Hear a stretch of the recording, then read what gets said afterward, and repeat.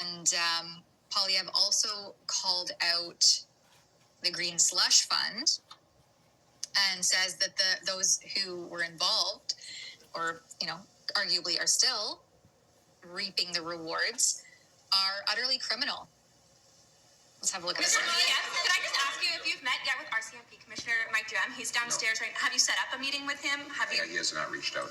Go ahead. When you said that people involved in Trudeau-era scandals should be jailed, who specifically were you talking about? Well, I talked about the Green Slush Fund, for example, where you have these people who gave a fortune, taxpayers' money, to their own company, which I think is absolutely unacceptable. The idea that you can take taxpayer money, go on a taxpayer-funded board, and then give that money to your own company, to me, is utterly criminal. So, yeah, absolutely. We need more of that. I think a willingness to call out potential criminality. Yes. In government. And I am so here for that, and for Pierre Poilievre to be doing that, especially, when he went viral there last week for, accusing the RCMP of not properly probing the SNC-Lavalin scandal. And so I think that we need to see more of that. When the government is acting with such blatant disregard for conflicts of interest, then yes, there should absolutely be criminal probes into this conduct.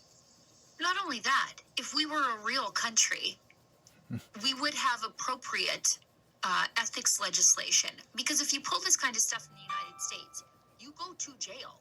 You don't get to use your position in the government, elected or otherwise, to enrich yourself and your friends. Like, you can't take gifts like that. And yesterday on the show, we talked about how that's what got the former mayor in New York in trouble, accepting plane rides from foreign governments and foreign people that we do dealings with, or that he was doing dealings with. It was Turkey that he was taking stuff from.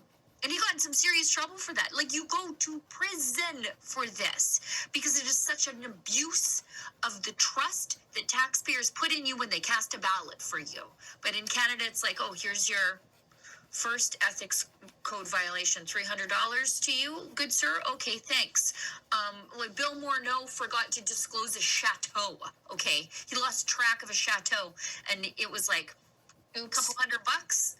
Mr. Lady McCain Curly Fries Fortune Air, $300. I mean, the guy could shake that out of his pockets with some lint. But that's the punishment that you get in this country. There's, you would be disgraced. You would not have your nomination papers re-signed. You would likely be seeing the inside of a prison cell. But in Canada, you get a slap on the wrist, and people who protest the government and the corruption that they see at the hands of the government, those are the ones who see the inside of a prison cell.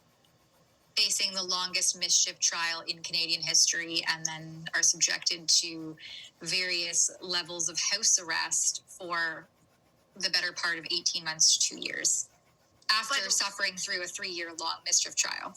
Right, exactly. Canada's the longest, most expensive mischief trial. And I don't think just Canada, I think it's the Commonwealth, like the English-speaking world, for a non-criminal, like a non-violent mischief charge on someone who had not been ever convicted of a criminal offense before.